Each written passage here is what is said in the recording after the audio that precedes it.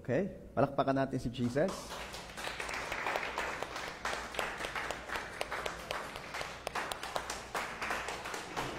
The best kong palakpak para kay Jesus. Okay.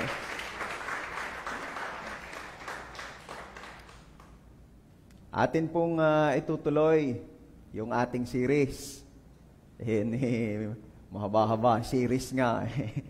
Actually, ay kasama itong ating pag-uusapan ngayon ay may dalawa pa. So last 3, kasi 7 Naka-4 na ho tayo. Okay. Ang title po ng aking i-share sa inyo ngayon, na part pa rin po ng ating series na 7 kasuotan ng bagong pagkatao. Ang title po ngayon itong i-share ko sa inyo ay pinamagatan ko nga pong inaantok pa ang operator. Hindi po. Alisin ang sama ng loob. Ayan. Sabi po sa Efeso chapter 4, verse 31. Sige nga, tulungan niyo ako magbasa. 1, 2, 3, go. Ang lahat ng... Ano kayo? Bakit bigla kayong tumigil? Kaya pinapatawad ko na. Okay. Sige nga. Ready, get, set, go. Naku, nawala.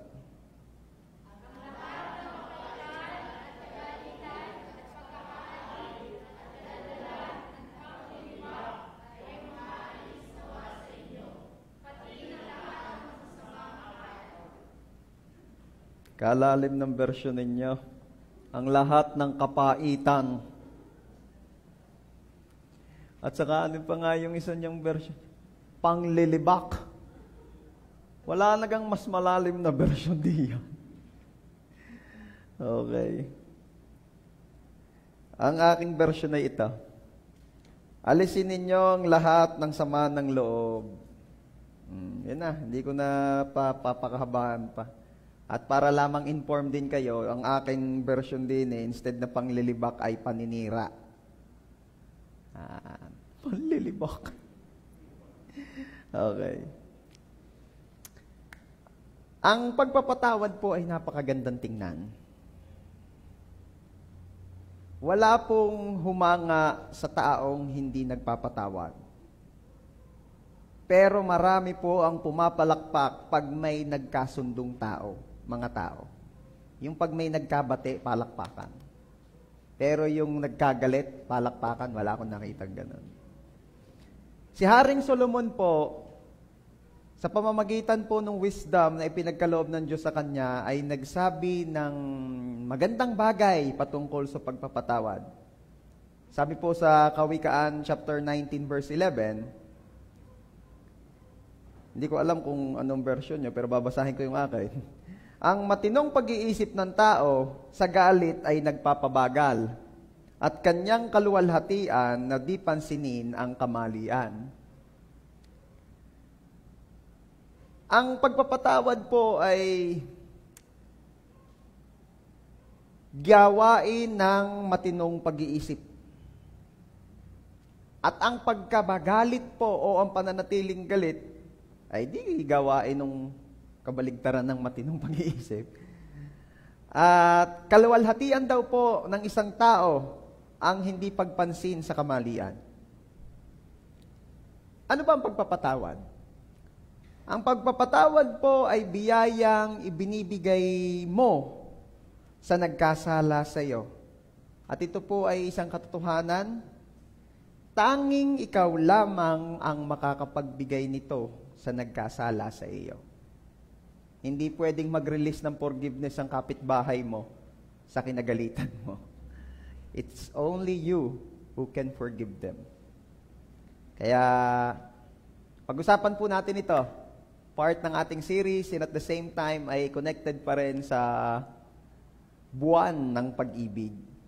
Hindi mo pwedeng sabihin ikay nagmamahal kung ikay hindi nagpapatawad. Tayo po mag-pray. Lord, salamat po sa umagang ito na ibinigay niyo po sa amin na muli. Kami po ay makapag-aral, mapag-usapan po namin ang inyong mga salita. Salamat, Lord, sa napakagandang araw na ito. sa opportunity, sa privilege na makakarinig ng iyong mga salita, mapag-usapan, mapag-aralan ito.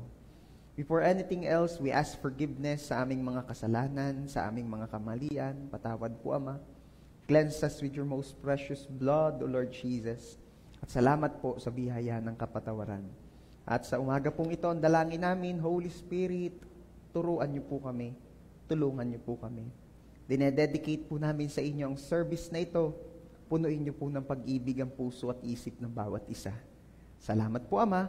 To you alone all the glory and honor. In Jesus' name we pray. Amen. Sige nga po, palakpakan natin si Jesus. Yan.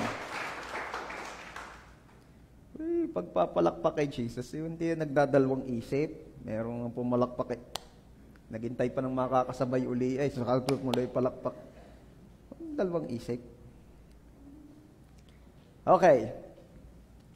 Sabi ko nga sa inyo kanina, ang pagpapatawad ay biyayang ibinibigay mo sa nagkasala sa iyo, na tanging ikaw lamang ang makakapagbigay.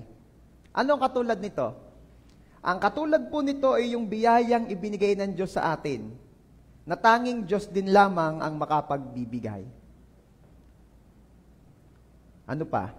Gusto ko pong malaman ang bawat isa na ang pagpapatawad po ay isang kilos na kitang-kita ang Diyos sa buhay nung nagpapatawad. Diba? Ay, pagka nakita mong sa umaga pa lamang, agang-aga pa lang, nakaungkot sa may pintuan, may hawak na manok, hinihimas-himas at kinakaukausap, anong kilos niya? Ano ang ipinapakita ng kilos niyang yon? Siya ay magmamanok. Magmamanok, may manok lang namang hawak, di man nagsasabong masyado kang judgmental. Paano kung halimbawa at nakatayo din doon sa may harapan nila at ang hinihimas na may 45 days, sasabihin nyo, magsasabong din yan. Masyado naman, may hawak lang manok, magsasabong agad. Pinapatawad ko na kayo. O kaya naman ay maaga pa lamang, hindi pa nakakapagsaing, ay naghahalaman na. Nag-aayos na ng kanyang mga halaman, mga wala namang bulaklak, puro dahon lang, at nilalagyan ng ribbon na ginupit sa red ribbon. Ano sa tingin ninyong pinapakita ng kanyang kilos na yon? Siya ay plantita. Alam nyo, ang pagpapatawad po ay isang kilos na kung saan ipinapakita, obviously, na ang taong yon ay makadiyos. Sapagkat ang pagpapatawad po ay isang kilos na kitang-kita ang Diyos. Kasi po ang pagpapatawad is a divine act. Sabihin mo nga sa katabi mo, ang pagpapatawad is a divine act.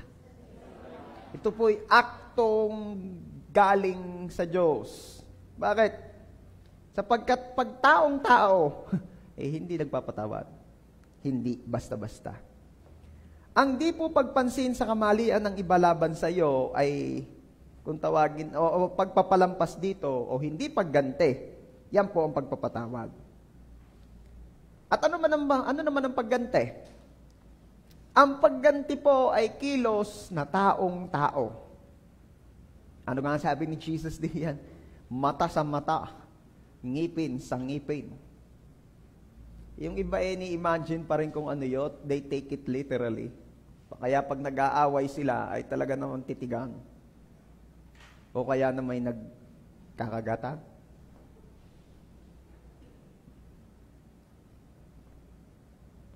Pag tao po ay gusto igagante, ang maganda laging example dito na madalas ko namang nababanggit na ay yung mga Chinese movies, yung mga Chinese kung fu movies. Ano? Lagi naman gayon ng mga tema noon, kung nakakapanood kayo. Merong isang master na magaling ng kung fu, tapos tinuturuan yung kanyang estudyante na yun ang bida, yung estudyante. Tapos may dumating na kalaban. Tapos tinalo yung master, napatay. Tapos maghihiganti yung bida. Hanggang matalo niya rin yung kalaban. Tapos pupunta doon sa base ng kalaban, doon sa kung fu school. Laging gayon. Tapos ibabaliin yung pangalan ng school. Laging gayon na. At pag nakapaghiganti na at natalo na yung kalaban, tapos na yung movie. Laging gayon. Bakit? Dahil yun ay kilos na taong-tao. At ano naman ang kilos na maka-Diyos? Pagpapatawad. Kaya pag nagpapatawad po tayo, church, nagbibigay po tayo ng luwalhati sa Diyos. Sabihin mo nga dyan sa katabi mo, handa ka na ba na magbigay ng luwalhati sa Diyos? At alam nyo ba, na wala nang lalapit pa sa pagiging kamukha ng Diyos pag tayo ay nagpapatawad? Mas nakakamukha mo pala or nakakahawig ang Diyos pag nagpapatawad. Diba, we're always praying and we're always asking for the grace of God that every day we grow in His image more and more. Yes, by the cross, we've truly been transformed. Alam niyo yung kantang yan? We're so amazed and we give you praise. Anyway, yun ang prayer natin. Makamukha tayo ni Lord every day. Makahawig niya tayo. Yung character niya makita sa atin. Gusto mong makamukha talaga ng Diyos, ito yung pinakamalapit. Magpatawad ka. Kaya nga sabi at magpatawad ka gaya ng pagpapatawad ng Ama. Talagang like father, like son yun. Meron po ako kikwento sa inyo. Si Pauline Joyce Hutchison, yan, ay pinanganak po noong June 4, 1943. Yan. Anong pangalan niya? Pauline Joyce. Pinanganak po siya noong June 4, 1943 sa St. Louis, Missouri. Yan, US. Ang tatay po niya ay World War II soldier. Yan, sundalo po ng World War II. At umalis po ito noong siya ay baby pa lang, kapapanganak pa lang ng kanyang nanay. And then after po ng gera, saka po lang po bumalik itong tatay niya. So siya po ay bata na. Ang tatay po niya, na supposed to be mag-iingat sa kanya, supposed to be kukuhanan niya ng pag-asa, supposed to be someone na magbibuild sa kanya para siya ay maging isang healthy individual. Ang siya mismong sumira ng buhay niya. Bakit? Because her father sexually abused her. Simula nung bumalik po itong tatay niya from World War II, hanggang maabot po ni Pauline Joyce ang edad niyang 18 years old. According to her, at least once a week, nire-rape po siya ng tatay niya. At binibilang niya po yun. That is why she's so aware na hanggang makaalis siya sa kanila at her age of 18 years old, at least 200 times po siyang inabuse ng kanyang ama. And all her life, galit na galit po siya sa tatay niya.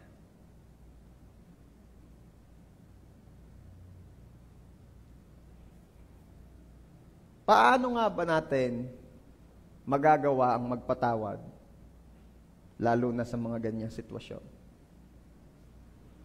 3 bagay po ang ilalatag ko sa inyo. Number 1, kailangan po nating maunawaan na we need to forgive yung mga nagkasala laban sa atin. No? Patawarin ang mga nagkakasala laban sa atin. The word is nagkakasala, meaning hindi po yung nakaraan lang.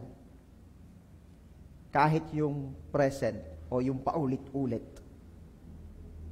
Sabi po sa Mateo chapter 6 verse 12, Jesus said, "At patawarin mo kami sa aming mga pagkakasala o utang, gaya ng pagpapatawad namin sa mga nagkakasala o nagkakautang sa amin."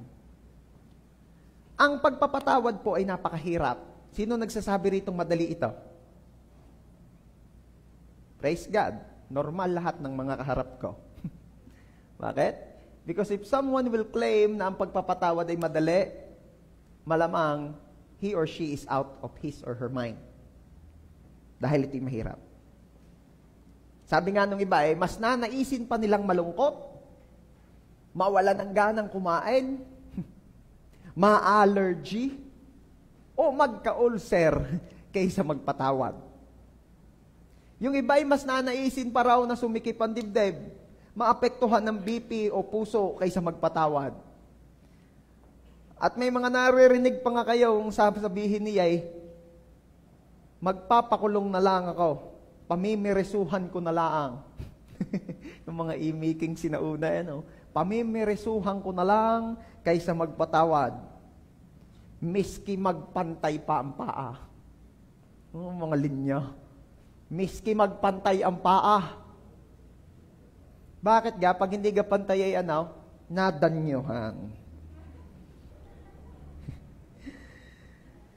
Alam niyo kung hindi kayo marunong magpatawad, lugi kayo. Bakit? Dahil ang hindi nagpapatawad, siya lagi ang masama ang loob. Lagi kayong nagagalit. Kaalwan-aluan ng pakaramdam nung nagkasala. Lalo pa kung hindi siya aware na siya'y nagkasala. At siya namang nagagalit ay nagngingit-ngit, nagkukulong, umiiwas. Narinig niyo po yung story nung napakatagal ng galit sa puso ng isang tao. Hindi niya mapatawad yung isang kakilala niya. At nung minsan po ay makakasalubong niya sa kalsada. Ang kabila po ng kalsada ay pader, ang kabila ay arumahan. Alam niyo yung aroma? Yung napakatinik ho no. Arumahan yung kabila. Alam niyo ang ginawa nitong ayaw magpatawad? Kaysa makasalubong niya sa kalsada itong kinagagalitan, ay hindi makakakyat sa pader. Ay di sumuot sa arumahan. At noong nakauwi, panay halas, panay sugat, at tinanong, paano kagala ko, napasuot sa arumahan. Ay bakit ka sumuot sa arumahan? Ay mas gugustuhin ko pang dumaan sa arumahan kaysa makasalubong yung taong iyan. No, talagang matindi ang galit. Ay di, nung tinanong na, bakit gaano kayo kinagagalit mo? Hindi ko makakalimutan. Nang ano ga? Nung mga bata pa kami. Ay, matagal na. Ano ganun ginawa niya sa inyo, mamay? Nung mga bata pa kami, hindi ko makakalimutan. Ay, ano nga yung mamay? Anong tagal na, mamay na na nung kami gagarutihin na, nung may-ari ng lansunisang inakyat namin, kami inabot na nasa sa itaas. Ay, yung ginawa niyang taong iyay, hindi ko makakalimutan. Ano nga ang ginawa sa inyo, mamay? Naunayang bumaba ng puno ng lansunis. O tapos, itinago ang aking tsinilas. Kaya't ako'y naghanap pa. Kaya't inabot ako ng may kanya ng lansunis ang inakyat namin. Ako'y napaggarute, kahiya-hiya. Kahiya-hiya, pinadala pa ako sa barangay at ako'y pinahiya ng aking tatay daw. Hindi ko yun makakalimutan. Yan taong yan ang may kasalanan. Ano po kasalanan sa inyo, mamay? Itinago ang aking tsinilas. Sabihin mo dyan sa katabi mo, huwag kang magtago ng tsinilas ng katabi mo. Sinong gayon ng ugali? Yung mga ungkutan, na digay may mga tropa tayo, mga kasama tayo sa kwentuhan, na yung hilig yung nakataas ang paa. Di ang ligaw ang tsinilas. At yung iba naman tinginan lang, sisipaing palayo.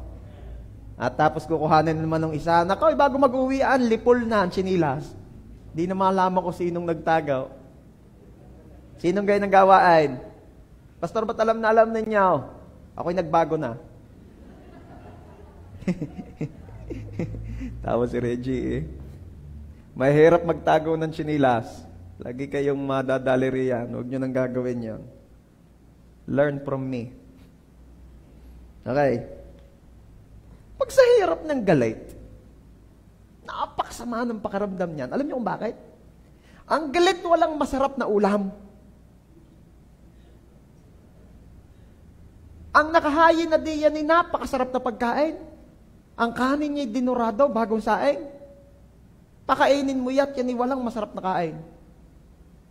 Dadalas-dalasin niya ng kain niya at di niyan may enjoy. Walang lasa. Bakit? Galit.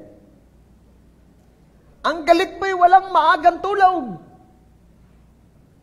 Kahit anong agang matulog ng galit, puyat pa day. Bakit? Masama ang loob.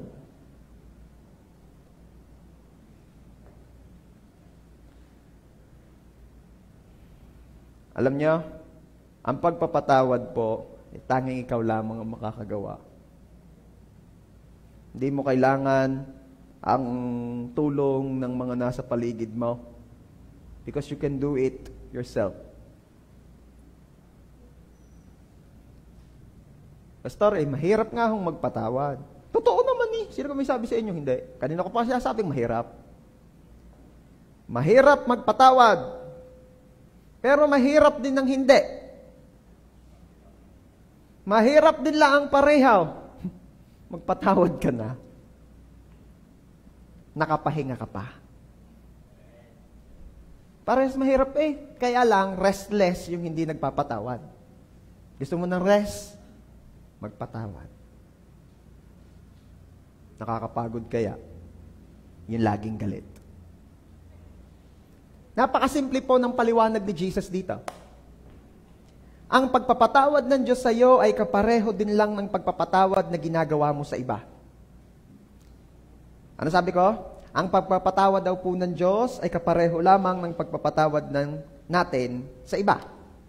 Kailangang magpatawad. Kung gaano kakailangan din naman nating tayo'y patawarin.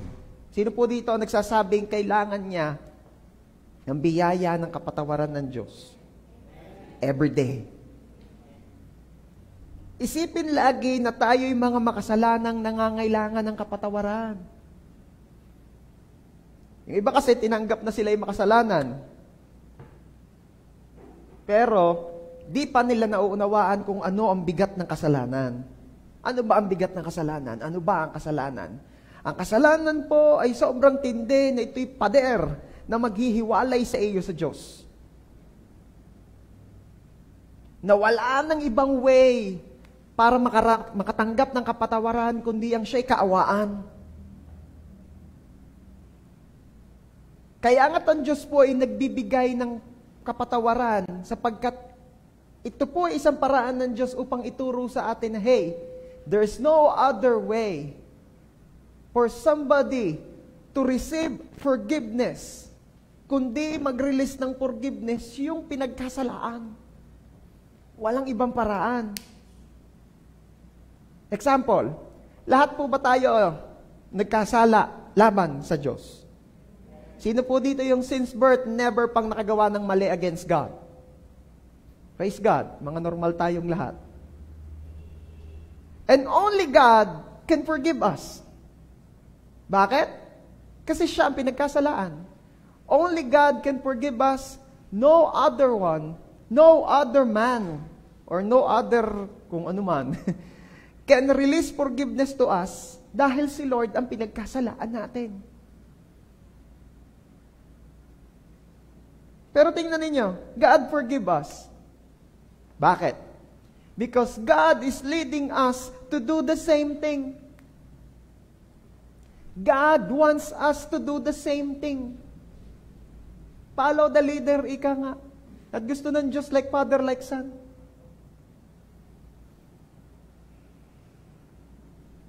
At ang pagpapatawad po ang direksyon na nais ng Diyos na tahakin ng puso natin. Bakit? Sino po rito ang gusto na siya'y sinasamahan ng Diyos? Sinasamahan ka ni Lord sa iyong career, sinasamahan ka ni Lord sa iyong business, sinasamahan ni Lord yung family mo. Ba, napakahalaga noon. Yung pagsama ng Diyos sa mga magulang, kung paano magpalaki ng anak, napakahalaga noon. Lagi namin pinagpe-pray mag-asawa yun. Sinasamahan ka ni Lord sa iyong love life. Ba? Sino may gusto na? Sa lakas din ng amen. May sasabihin ako sa inyo,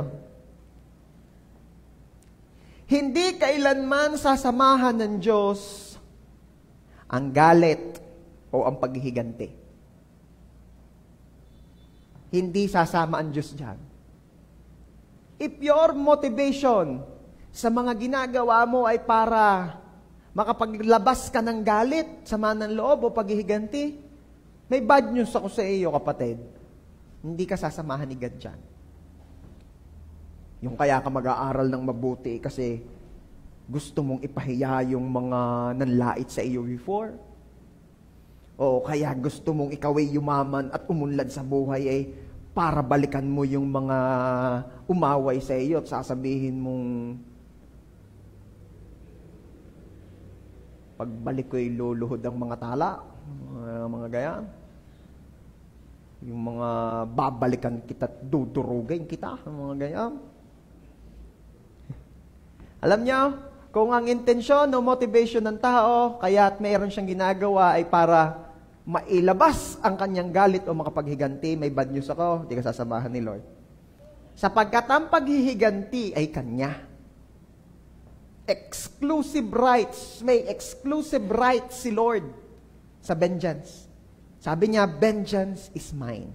Di ba nababasa niyo yun, naririnig niyo yun? Akin ang paghihiganti, ako ang gaganti, sabi ng Diyos. Kanya yan. May mga bagay po na may exclusive claim or right si God. Anong kasama niyan? Tithes. Ang tithes ay kay God. So, again, kung pag-uusapan natin yung vengeance o paghihiganti, yan ay kay Lord. Hindi mo yan pwedeng pakialaman dahil yan kanya. Kaya't kung magpipilit ka, di kanya sasamahan dyan.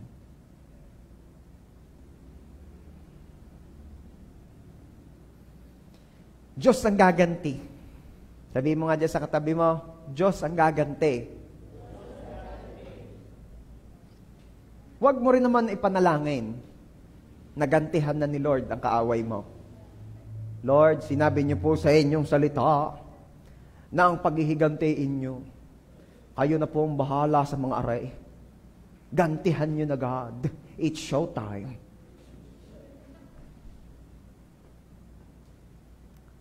Alam ni Lord kung paano i-deal. Ano?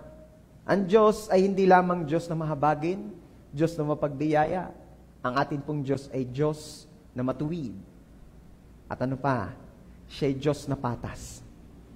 He is a just God. Justice po ay isa sa pundasyon ng kanyang trono. Kaya nga, pag may nagkasala, kailangan may magbayad.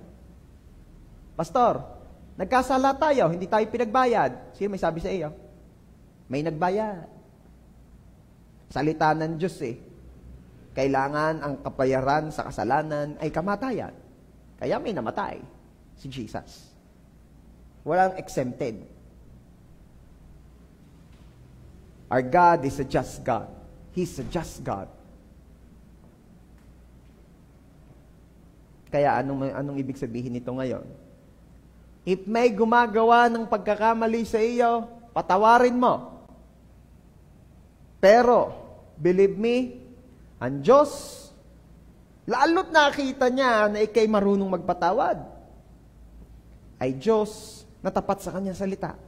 Vengeance is mine. Ang Diyos ang gaganti.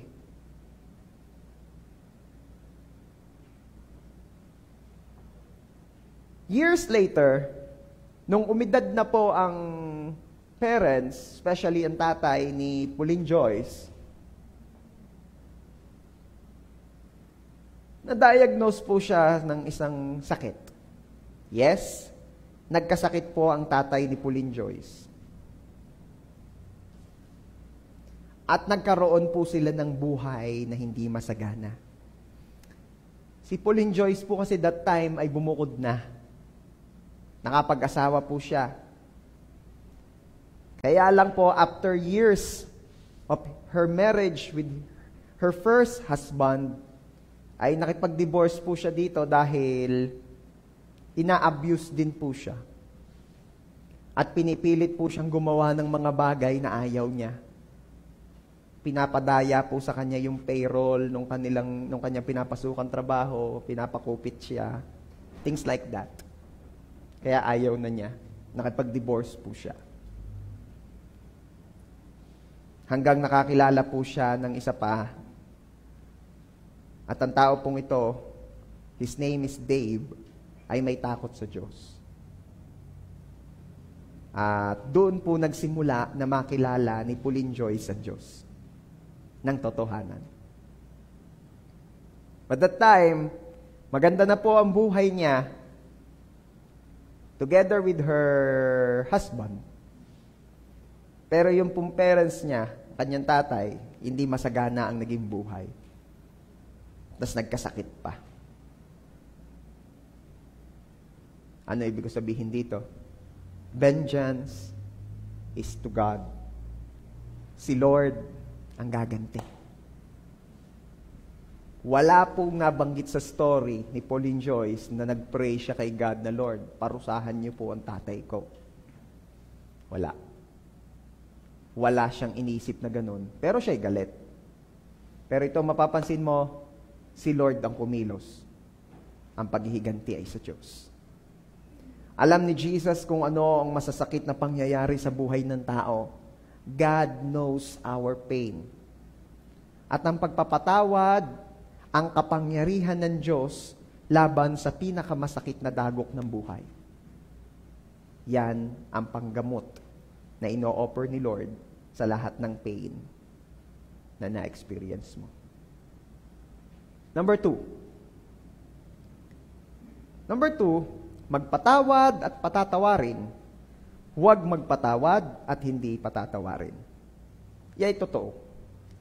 Sabi po ng Diyos sa Matthew chapter 6, beginning verse 14, sapagkat kung pinatatawad ninyo ang mga tao sa kanilang mga kasalanan, pinatatawad din naman kayo ng inyong Ama na nasa langit.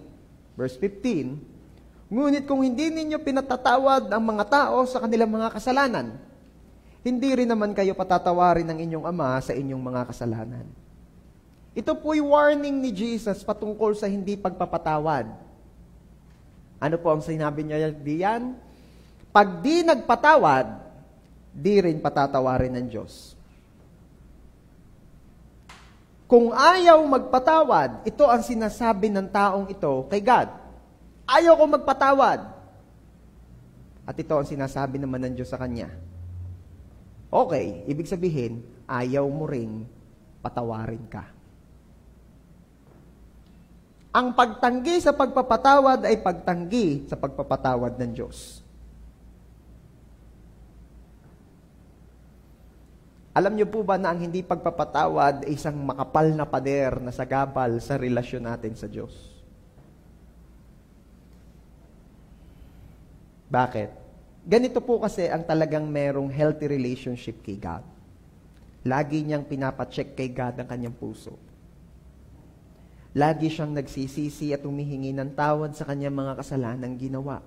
Sino po rito na kapag nagpe-pray ka, hinihingi mo rin ng tawad yung mga hindi mo sinasadya? Lord, patawarin niyo po kami sa aming mga kasalanan, maging sa mga sinasadya man po o hindi, aware man po kami or unaware na yun pala'y mali. Hinihingi mo rin ng tawad yon, di ba?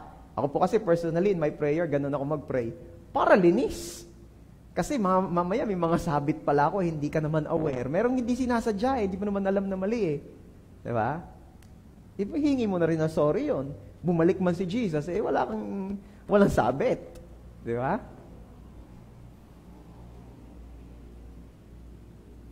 At hindi mo ito pwedeng gawin kung ikaw ay hindi nagpapatawad. Lord, patawarin niyo po ako. Baka sagutin ka ni Lord, nagpatawad ka na ga? Lord, ibang usapan po yun. Ibang usapan. Ibang usapan. Lord, patawarin niyo po ako sa aking mga kasalanan, sinasadya man po o hindi. Sumagot si God, nagpatawad ka na ga? Change topic, Lord. Salamat po sa blessings. Change topic, Lord. Pwede ba yun? Di mo magagawa ito kung ikaw ay hindi nagpapatawad sa iba. Kaya nga, sasabi ko sa inyo, church, ang di pagpapatawad ay napakatinding sagabal sa relasyon mo sa Diyos. Napakahirap mag-grow in your relationship with God kung meron ka pang galit. Ano pa? Ang di po pagpapatawad ay nagpapakita ng kawalang pasasalamat sa kapatawarang tinanggap.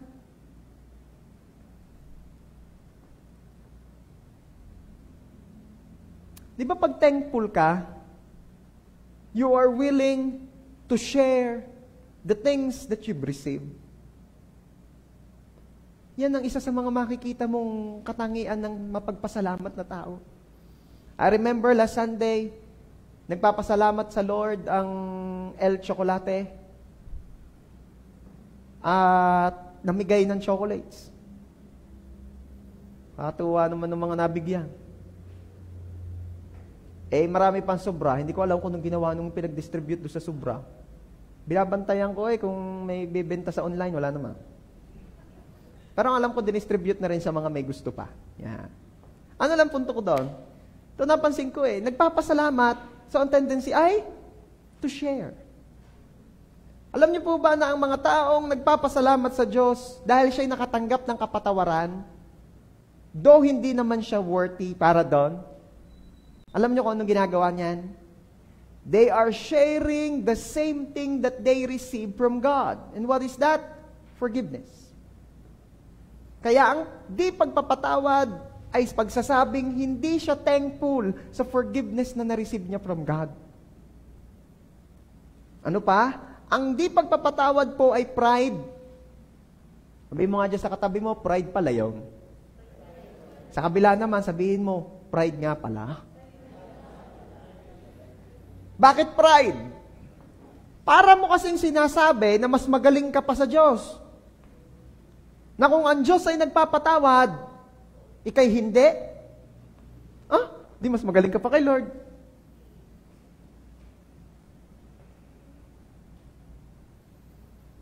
Alam niyo po bang abuso sa biyaya? Yung pagtanggap ng biyaya ng kapatawaran, tapos hindi ka nagpapatawad.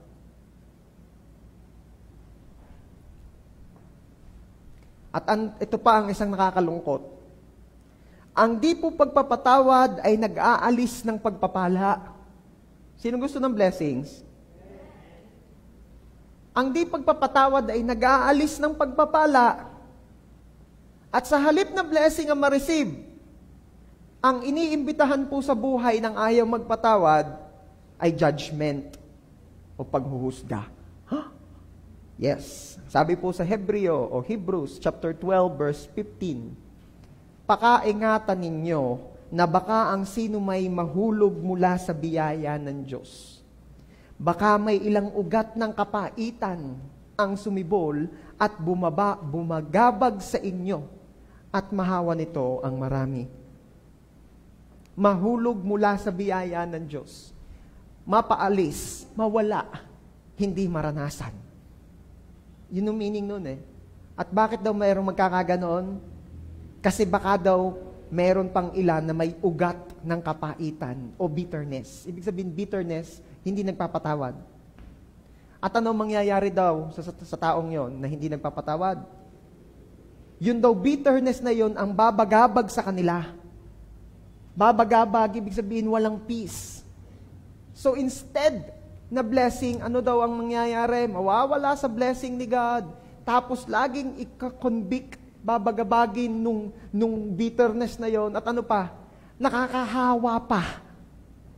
So dahil may nakakahawa, anong gagawin? I-isolate. Quarantine. Ano ibig sabihin nun? Walang magsasasama sa'yo. Walang magdididikit sa'yo. Sino po rito yung natutuwa na ang kasama mo laging bitter? Sino dito yung natutuwa na trumopa, bumarkada sa mga taong bitter? Yung bawat kibot mo na lamang masama ang loob sa iyo. Ano sasabihin mo na? Pagkatampururot mo naman, diyan ka na. Di ba ayaw mo nung kasama yung ganon? So tama ang Bible. Sa halip na blessing, kasi yung pong mababait at mga godling kasama, kabarkada, yan yung blessing. Kaya kung may kasama kang kabarkada ngayon, sabihin mo, blessing ka pala sa akin, bro. O blessing ka pala sa akin, sis. Alay, yung mag-boyfriend, girlfriend naman na nag-uusap, blessing ka sa akin. Oo nga, tayo uli sa Tagaytay. Wala ka. Talagang yan blessing sa iyo. Yung tropa ang sabihan mo. Hindi. Blessing ka sa akin. Oo nga, blessing ka sa akin. Tayo sa Tagaytay.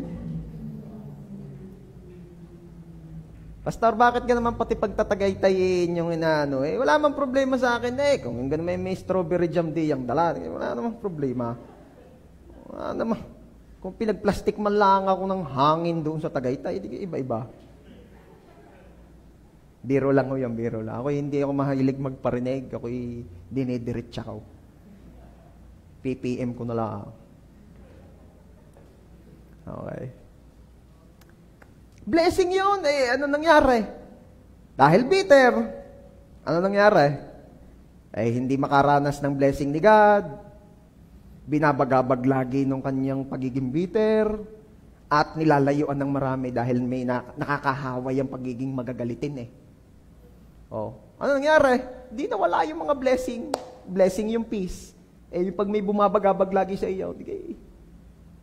So the Bible is, tama. Sino po may mga hinihingi dito kay Lord? Halata naman. Alam mo ba na kapag may hinihingi tayo sa Diyos, minsan merong condition para matanggap yan? Sabi ko, may kondisyon para matanggap yan. Basahin natin. Marcos, o Book of Mark, chapter 11, verse 25. Sabi ni Jesus, kapag kayo'y nakatayo na nananalangin, magpatawad kayo kung meron kayong anumang laban sa kanino man, upang patawarin kayo sa inyong mga kasalanan ng inyong Ama sa langit. Ano sabi? Kapag kayo'y nakatayong nananalangin, paano ba kayo mag-ask kay God? Paano ba kayo humingi kay God? Di ba true? Prayer. Pero ano sabi ni Jesus? Pag kayo magpe-pray, magpatawad muna kayo. Kung kayo hihingi, magpatawad muna kayo. Maaaring meron kang pinagpe-pray, ang tagal-tagal na, hindi mo pa nare-receive. Bakit? Kasi may prerequisite. Magpatawad daw muna. Magpatawad daw muna.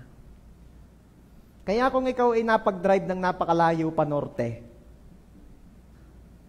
tapos pagdating mo doon, bulabog naman yung unit, magpatawad ka na. Para makabenta ka na uli ng madaming-madami.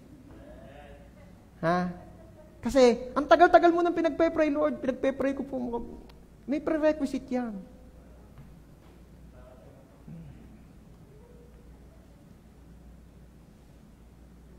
Pag galit po ang isang tao, dahil sa kasalanan ng ginawa laban sa kanya, walang bisa ang prayer mo. Ulitin ko. Pag galit ang isang tao dahil sa kasalanan ng ginawa laban sa kanya at di pa siya nagpapatawad, walang bisa ang prayer mo. Para siyang punong puro dahon, pero walang bunga. Pray ng pray, walang answered prayer. Bakit? Di pa nagpapatawad. Ang tunay pong panalangin ay gumigiba ng pride at pinapalitan ito ng love. Okay? Kaya kung gusto mo magkaroon ng effective prayer, kailangan ay may pagkakasundo, may pagpapatawad sa puso yung nagpe-pray. Sino pong gusto makaranas ng answered prayer? Forgive. Forgive. Alam niyo ba na ang hindi nagpapatawad ay lalong nasasaktan? Pinahahaba niya ang kanyang misery. Nakita ko nung minsan merong kadena. At yung kadenang yon, nakakita ko nung isang parang video clip. Yung kadena, yung kabilang dulo nakakabit doon sa kinagagalitan. Nasa paa. Tapos ang haba nung kadena, hanggang makarating doon sa kabilang dulo. Alam niyo kung saan nakalagay yung kabilang dulo? Nakakabit doon sa galit, doon sa tao. At alam niyo kung saan nakakabit? Sa leeg. Kaya bawat lakad nung kinagagalitan, kalikad ang liig nung isa.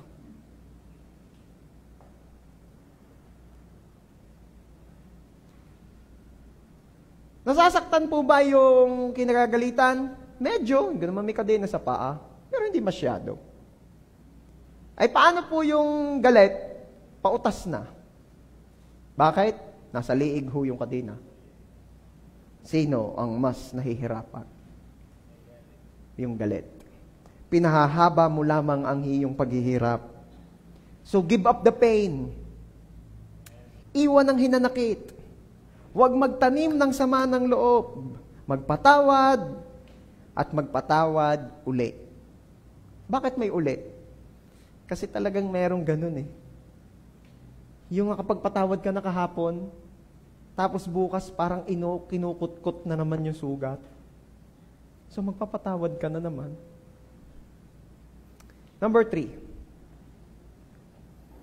Magpatawad tulad ng pagpapatawad ng Ama. Efeso chapter 4 verse 32. At maging mabait kayo sa isa't isa, mga mahabagin, nagpapatawad sa isa't isa, gaya ng pagpapatawad sa inyo ng Diyos kay Kristo. Alam niyo po ang maganda? Yung magkaroon daw tayo ng pusong mapagpatawad na kagaya ng Ama. Sa Bible po, isa po sa nakitaan ko ng ganitong klase ng puso ay yung puso ni Joseph the Dreamer. You know the story. Si Joseph the Dreamer ay hindi paborito ng mga kapatid niya. Paborito ng ama, pero kaya nga't yung favoritism na yon ang naging mitsa para masuklam sa kanya mga kapatid niya. You know the story.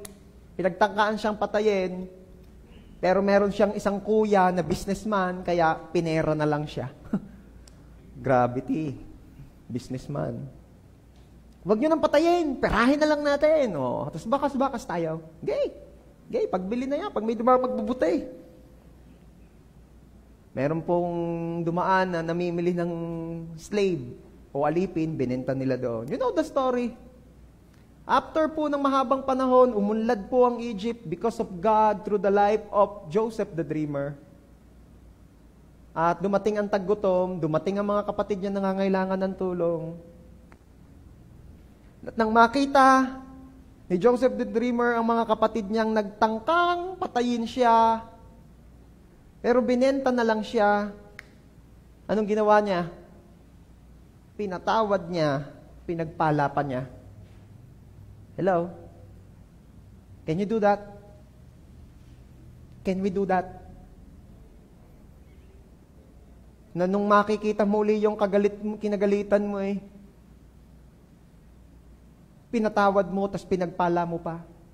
Opo, Pastor. Sabi ko po, pinatawad ko na siya, di lumapit po sa akin. Tapos, bigyan ko po ng pagkain. Ayos yun na. Patay na po siya ngayon. Anong ginawa mo? Siya ka.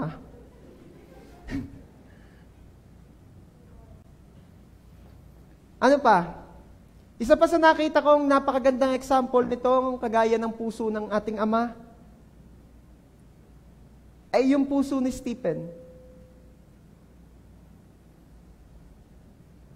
Ano ba nangyari kay Stephen? Si Stephen po ay isang Christian, early Christian. Makikita po ninyo story niya sa Book of Acts, o mga gawa. At one time po siya ay nag-share patungkol kay Jesus. Pero sa halip na makinig po ang mga tao, anong ginawa sa kanya? Siya po'y kinaladkad palabas ng lungsod, pinagbabato hanggang mamatay. Sabi po sa Gawa, chapter 7, verse 60, siya'y lumuhod at sumigaw ng malakas, Panginoon, huwag mo silang pananagutin sa kasalanang ito. At pagkasabi niya nito ay namatay siya. Ano ang ginawa ni Stephen? Inaaway siya at ano ginagawa niya sa mga nangaaway sa kanya? Pinagpe-pray niya. Ikaw ba? Ano ginagawa mo sa mga nangaaway sa iyo? Pinagpe-pray ko rin, pastor. Anong prayer? Padalahan niyo po, Lord, ang kapatid kong ito ng mga salasalabat na kidlat. Pabukahin niyo po ang lupa at yan yung kainin na ito. Huwag gayon. Prayer nga yan. Pinag-pray mo nga eh. Hanip naman sa prayer eh.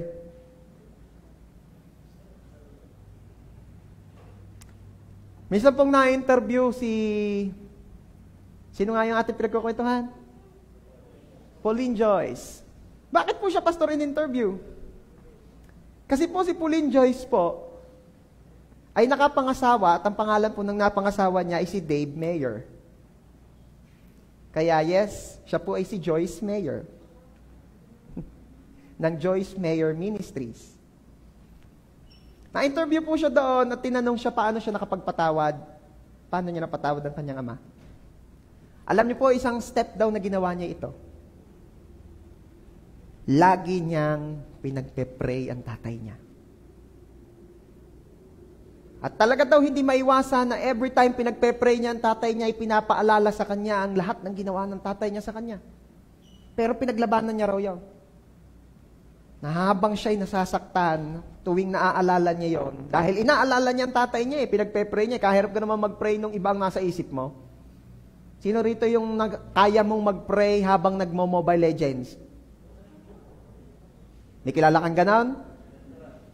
Huwag niyo na akong tanungin, baka may masabi akong kilala ko. Walang ganon, ano? Ang hirap nun. So talagang pag nagpe-pray ka, yung tunay na prayer, hindi prayer-prayera. Iniisip mo yung pinagpe-pray mo, tama? At habang naiisip daw ni Joyce Meyer, yung kanyang tatay, para ipag-pray, naaalala niya yung ginawa sa kanya eh. At naiiyak siya, nalulungkot siya, pero pinaglalabanan niya yung pain. At ang namamutawi ay love. Ang sakit-sakit ng dibdib niya, pero she keep on praying for blessings, for protection, for long life sa kanyang tatay. Hindi yun instant, pero yun ay ginamit daw ng Diyos sa kanya para tuluyan, totohanan niyang mapatawad ang tatay niya. Basta ron ang gagawin ko po para ako'y makapagpatawad. Pray for them. Like what Jesus said in His Word, pray for your enemies. Love your enemies and pray for them. Pray for them. Ito po ang napapansin ko. At malamang ito ay nararamdaman nyo rin. Bakit di mo maiwasang mapansin na may ilang tao na kilala mo na sobrang gaan ng loob mo sa kanila? Na parang sila hindi mo naman kaano-ano pero ramdam mong love ka nila. Bakit ganon? Alam mo kung bakit? Because those person are praying for you. They're praying for you. Di ko naman kamag-anak to eh. Minsan ko na nga lang makita to, minsan ko nga lang makausap, pero bakit ramdam na ramdam kong love niya ako, concern siya sa akin? Bakit kaya? Because they're praying for you. Praying for somebody is releasing love even they are not aware of it. Yun ay love. Gusto mong makapagpatawad? Pray for them. Sino po rito yung humihingi ng biyaya na makapagpatawad? Amen? Pwede bang palakpakan mo si Jesus? When you are praying for them, pinapalitan mo ng pag-ibig ang dapat sana ay galit.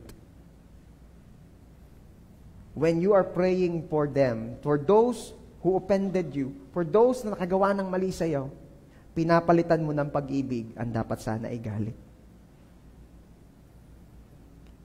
Sinabi po ni Jesus kung paano magpapatawad sa story ng prodigal son. Lucas chapter 15, beginning verse 18. Paano daw magpatawad? Ganito. Sabi po nung anak, titindig ako at pupunta sa aking ama at aking sasabihin sa kanya, Ama, nagkasala ako laban sa langit at sa iyo. Hindi na ako karapat-dapat tawaging anak mo. Ituring mo na akong isa sa iyong mga upahang lingkod. That's verse 19. Verse 20. Siya'y tumindig at pumunta sa kanyang ama. Subalit habang nasa malayo pa siya, natanaw siya ng kanyang ama at ito'y awang-awa sa kanya. Ang ama ay tumakbo, niyakap siya at hinagkan. Paano daw magpatawad? Malayo pa lamang dapat natatanaw mo na. Ano ibig sabihin ng pastor? Kasi ganun ang galit eh.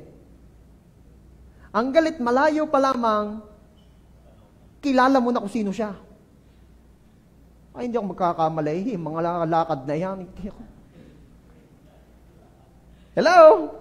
Di ba't kaya nga naiiwasan mo yung kagalit mo? Malayo pa lang, sino gayan? Ba't tara din tayo dadaan? Bakit ga? May mga sino ba yung pagkalayo pa eh? Kilala ko na yan. Hindi yan naglililigo, yan ay suot na niya 2 linggo na. Di ba? Pagkagalit, malayo pa lang, kilala na. The same thing. Pag nagpapatawad, malayo pa lang daw. Ano sabi doon? Subalit habang nasa malayo pa siya, natanaw siya ng kanyang ama. Ano pa? Di ba malayo pa lang nakikita mo na at ano ang nararamdaman mo kapag galit ka? Galit na galit. Kau, sino ba yun? Kala yun, basta kau. Uy, tayo mo di yan. Di ba ganun ang galit? Ano naman pag nagpapatawad? Basahin ko ulit sa inyo. Habang nasa malayo pa siya, natanaw siya ng kanyang ama at ito'y awang-awa sa kanya. Instead of galit, palitan mo ng awa. Palitan mo ng love. Malayo pa lang, minamahal mo na, hindi malayo pa lang, dinededo mo na. Yung iba ganun eh. Malayo pa lang eh, utas na eh. Sa galit. Pero mas maganda, malayo pa lang, minamahal mo na. Mahal kong tao ito, mahal kong tao ito. Mahal kong kakayamot eh, pero mahal ko. At ano pa? Ang ama ay tumakbo. Pag galit, natakbo din naman ito. Tatatayo ko dyan. Tumatakbo palayo. Pero nagpapatawad ay ito. Ang ama ay tumakbo. Niyakap siya at hinagkan. Ano ibig sabihin, pastor?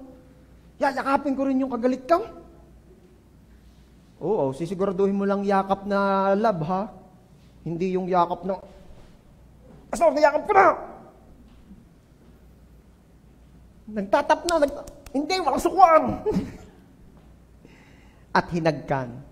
Huwag halik ni Judas. Halik ng traidor yun. Ang makadiyos na pagpapatawad ay ito.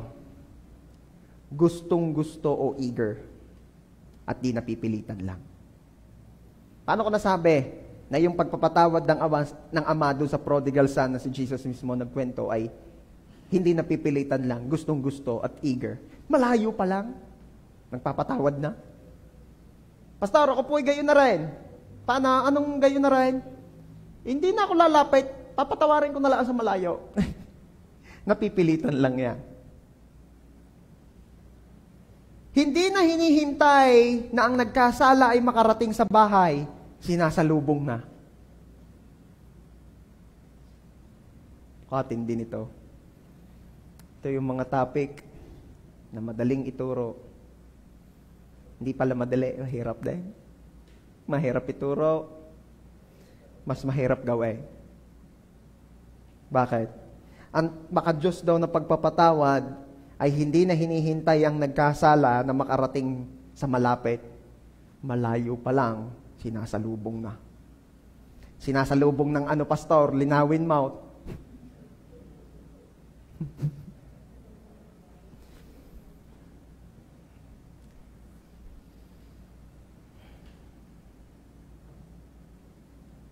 Ano pa? Lubos-lubos ng pagpapatawad. May sasabihin pa sana ang prodigal son, di ba? May nire-rehearse yung prodigal son bago siya umuwi. Sasabihin daw sana niya na, di na po ako karapat-dapat na ituring na anak, gawin niyo na lang po kung alipin. Pero ano nangyari? Di na po siya pinaimik ng ama.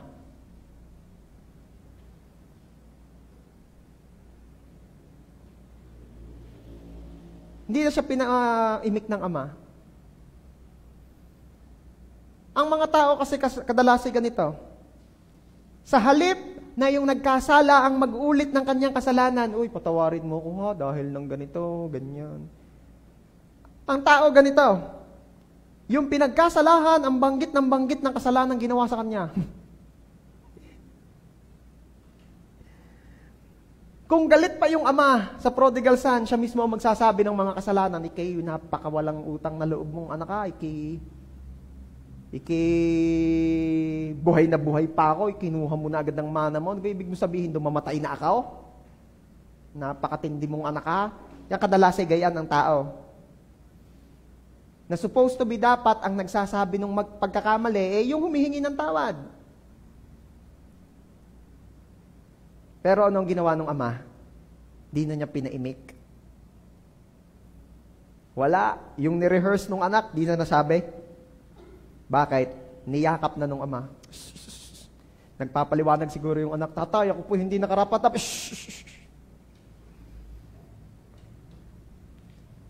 Huwag ka nang magpaliwanag. Ayos na yan.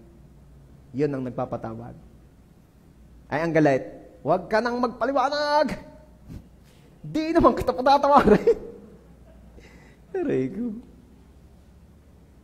At kung magpatawad, ito pong pinag-uusapan natin ay godly na pagpapatawad. Maka-Diyos na pagpapatawad. Kung magpatawad ay lavish. Ano ba ibig sabihin ng lavish? Niyakap, hinalikan. Sisiguraduhin ng taong nagpapatawad na mararamdaman ng pinapatawad niya na siya'y pinatawad na nga. Sisiguraduhin.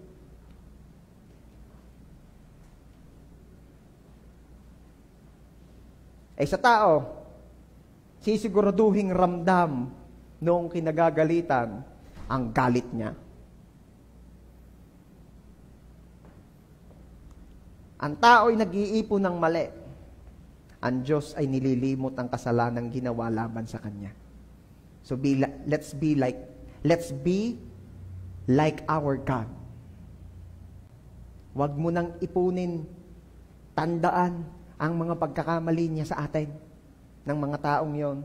Bagkos, limutin na natin yon. Wala na yon. Wala na yon. Kagaya nga nung tatay sa prodigal son, nagpapaliwanag pa yung anak daw, sabi ng ama, shh! At least ikay bumalik na. Ako'y natutuwa dahil ang aking anak ay namatay, pero muling nabuhay. Ang pagpapatawad po ay bunga ng pag-ibig. Sabi nga po, di ba, love does not keep a record of wrong.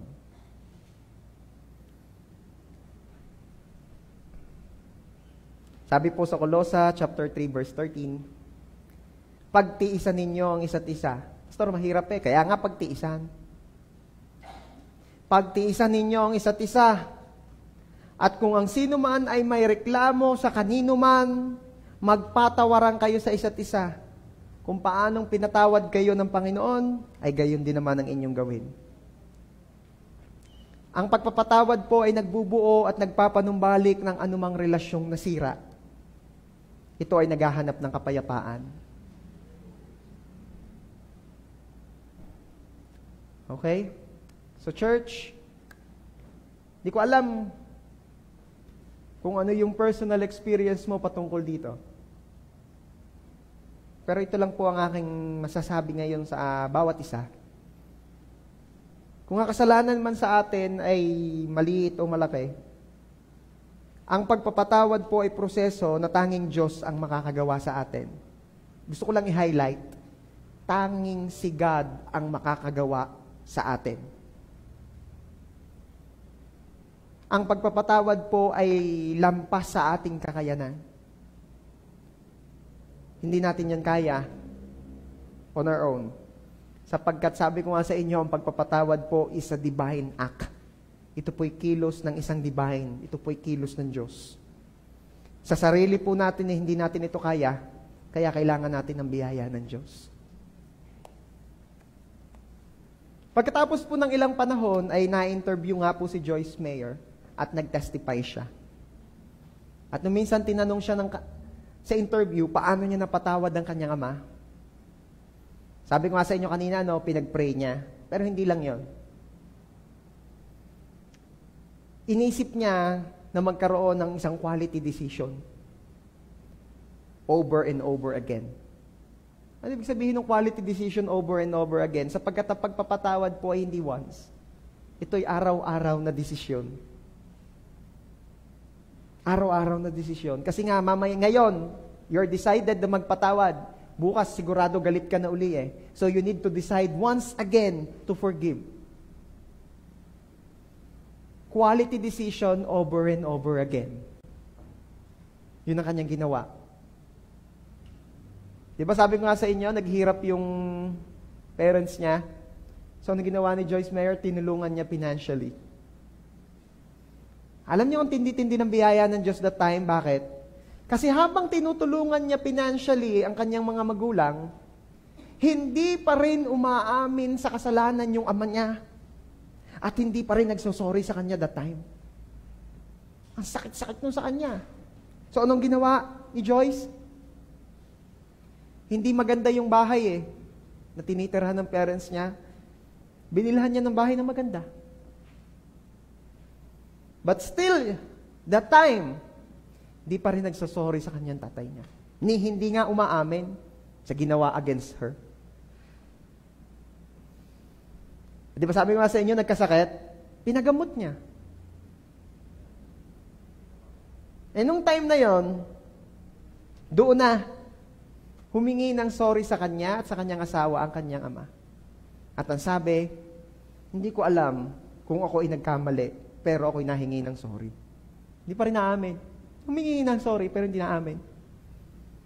Hanggang dumating yung time na inamin na rin naman na mali ang ginawa niya kay Joyce. At nag-request na siya ipag-pray. Alam nyo, after nung prayer na yon, after 10 days, nag-decide yung tatay ni Joyce na tanggapin si Jesus sa kanyang buhay. After 10 days, si Joyce Meyer po mismo, sa harap ng daan-daang tao, ang nag-water baptize sa kanyang ama.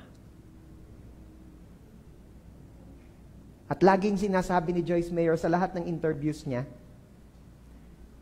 na may bagay na ginustong mangyari ng kaaway against me para ako'y sirain. Pero still, dahil ang Diyos ay dakila, ginamit pa rin niya sa ikabubuti ko.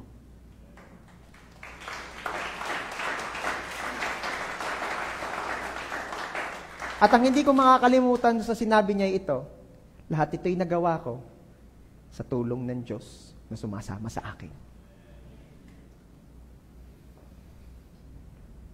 Bottom line po ng story, nagawa niya yon dahil nag-decide siya at nagpatulong siya sa Diyos. At yun po ang ating gagawin ngayon.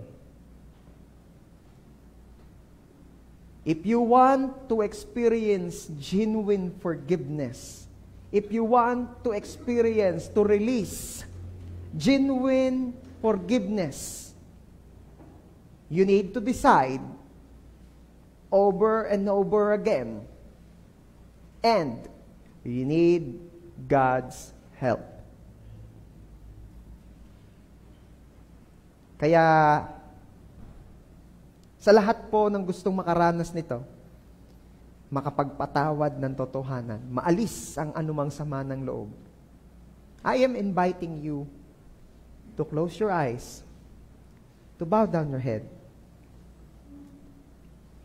At ano ang gagawin natin? Kahit po kayo mga nasa kanilang tahanan na nakakarinig po ng message na ito, I want you to close your eyes and to bow down your head. and to ask God na i-check ang iyong puso. Kung alam mo, talagang meron ka pang galit dyan sa puso mo, the Lord is here, and He is more than willing to listen to you. Kaya pwede ba ngayon, isumbong mo sa Diyos?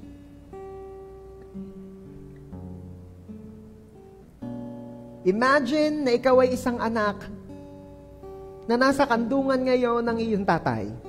Nasa kandungan ng iyong Abba Father.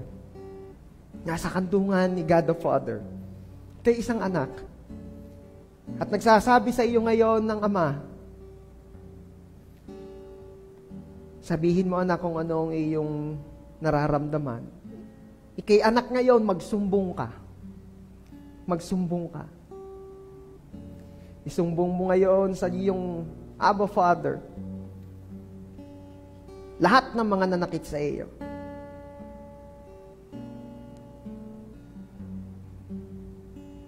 Kung hindi ka naman aware na may galit ka pa sa puso mo, if you are a person na ganun, ask the help of God na siyasatin ng puso mo, i-reveal kung may nananatili pang galit dyan. And once God revealed it to you, isumbong mo rin kay Lord. Sabihin mo kay Lord, i-release mo kay God.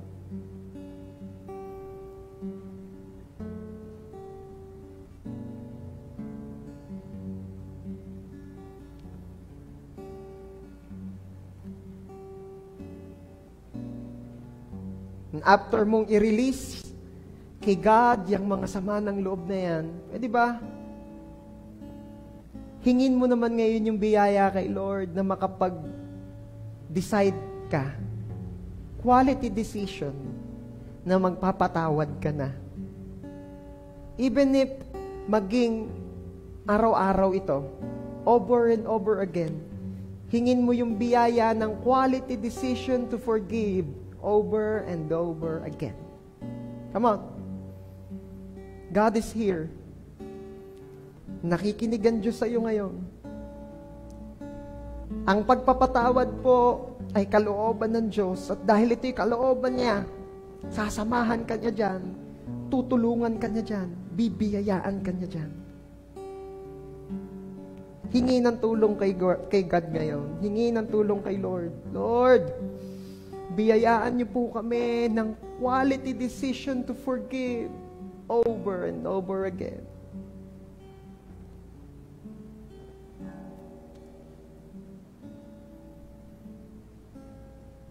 And this time, hingin mo ang tulong ni Lord na magawa mo talaga yan, ang makapagpatawad. Sabihin mo, Lord, biyayaan niyo po akong magawa ito. Tulungan niyo po ako. Enable me, O God, to forgive. And to forgive. And to forgive.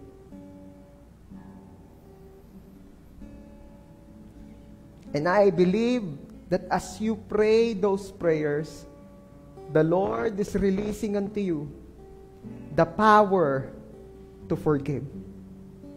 The Lord is enabling you to forgive.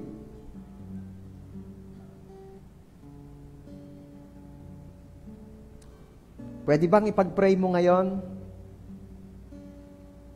yung mga nagpasama ng loob mo? Yung mga sa biyaya ng Diyos ay pinapatawad mo na ngayon. Can you pray for them ngayon? Let's pray for them. Let's release blessings to them. Come on. Release blessings. Pray for them. And you're not just praying for them actually. You are releasing love to them. Come on. Pray.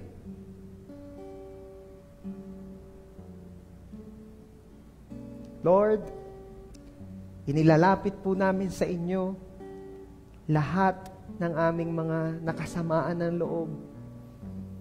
Lahat ng mga nakagawa ng mali laban sa amin. Lahat ng mga nagpalungkot sa amin, nakasakit sa amin, Lord. Inilalapit po namin sila sa inyo. We are releasing love unto them. We are releasing blessings. We are declaring blessings. Bless them, O God. Prosper them, O Lord. Higit sa lahat, sila po'y makakilala ng totohanan sa iyo, Lord Jesus. Lord, we pray na punuin niyo rin po ang kanilang mga puso ng pag-ibig na nanggagaling sa inyo. Let them experience this wonderful love na aming nararanasan mula sa iyo. Once again, O God, we are declaring and releasing blessings to them. Bless them, O Lord, in Jesus' name. Let me pray for you ngayon. Father, in the name of our Lord Jesus, lumalapit po kami sa inyo. Papakumbaba, inaamin ang aming mga pagkukulang, most especially, Lord, yung hindi po namin pagpapatawad ng mga nakaraan. We ask forgiveness, O God. And thank you, Lord, for you said in your word na we will receive the same forgiveness na amin pong ipagkakaloob sa mga nagkasala sa amin. And we believe, O Lord, na as we forgive, tumatanggap din po kami ng kapatawaran na galing sa inyo. Thank you, Lord. Lord, we pray, lagi niyo pong ipaalala sa amin ang mga bagay na ito. Punuin niyo po lagi ng pag-ibig ang aming mga puso't isip. Enable us, O God, to decide, to choose, to always forgive over and over again.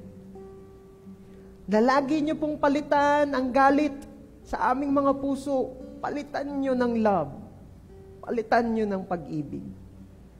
Punuin niyo po kami ng pag-ibig, Ama. Salamat po. I declare na ang JA1 San Jose Family ay church ng mga mapagpatawad, church ng mga wala ng sama ng loob, church na punong-puno ng love na nanggagaling sa iyo. Salamat po, Ama. To you alone, all the glory and honor. Ito po ang aming prayer. In Jesus' name, Amen.